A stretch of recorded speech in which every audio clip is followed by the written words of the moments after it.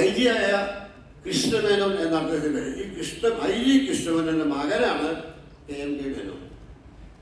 അപ്പോൾ അച്ഛൻ inspector of police ആയതുകൊണ്ട് ആളുകൾക്ക് അദ്ദേഹത്തെ ഒരു ആദരവുണ്ട്, സ്ഥാനമുണ്ട്. അതുകൊണ്ട് ഇന്നത്തെ കാലം അല്ല, അന്ന് സിനിമ എടുക്കണമെങ്കിൽ സ്റ്റുഡിയോ തുടങ്ങണം. സ്റ്റുഡിയോ ഇല്ലാതെ സിനിമ എടുക്കാൻ സാധ്യമല്ല. അപ്പോൾ ഒരു സ്റ്റുഡിയോ തുടങ്ങണം. താൽക്കാലിക സ്റ്റുഡിയോ തുടങ്ങാൻ തീരുമാനിച്ചു. അതിനൊരു സ്ഥലം കണ്ടുപിടിച്ചു. ശ്രീകൃഷ്ണ സ്റ്റുഡിയോ എന്ന് പേരിട്ടു. ഒരു ടെമ്പററി സ്റ്റുഡിയോ തുടങ്ങി. അതിന് ശ്രീകൃഷ്ണ സ്റ്റുഡിയോ എന്ന് പേരിട്ടു. ആ ശ്രീകൃഷ്ണ സ്റ്റുഡിയോയിലാണ് സെറ്റിട്ടാണ് ത്യാഗസിംഹയിലെ രംഗങ്ങൾ സ്ഥിരീകരിച്ചത്.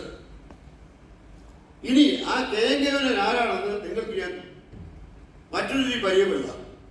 അവളുടെ രാവുകളടക്കം അനവധി സിനിമകളിൽ നായകനഭിനയിച്ച രവികുമാറിന്റെ അച്ഛനാണ് KM മേനോൻ.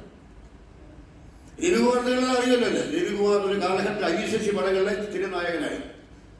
ആ രവികുമാറിന്റെ പിതാവാണ് KM മേനോൻ. പക്ഷേ എനിക്കും പത്മരാജനും ഈ KM മേനോനൊരു ചെറിയ ബന്ധമുണ്ട്. കാരണം KM മേനോന്റെ ആദ്യ ഭാര്യ വിലാസിനിയമ്മ എന്റെയും പത്മരാജന്റെയും ബന്ധമാണ്.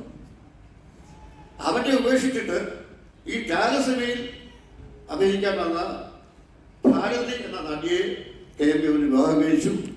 ഭാരതിയിലുണ്ടായ മകനാണ് രവികുമാർ.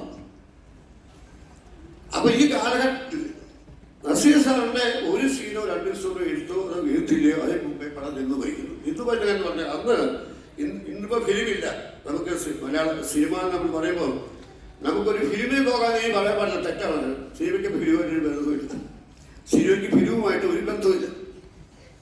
പക്ഷെ ഞങ്ങളൊക്കെ ഫിലിം ഉള്ള കാലത്ത് പ്രവർത്തിച്ചവരാണ്. അപ്പോൾ അന്നത്തെ ഫിലിം ഈ കാലഘട്ടത്തിൽ ഫിലിമല്ല.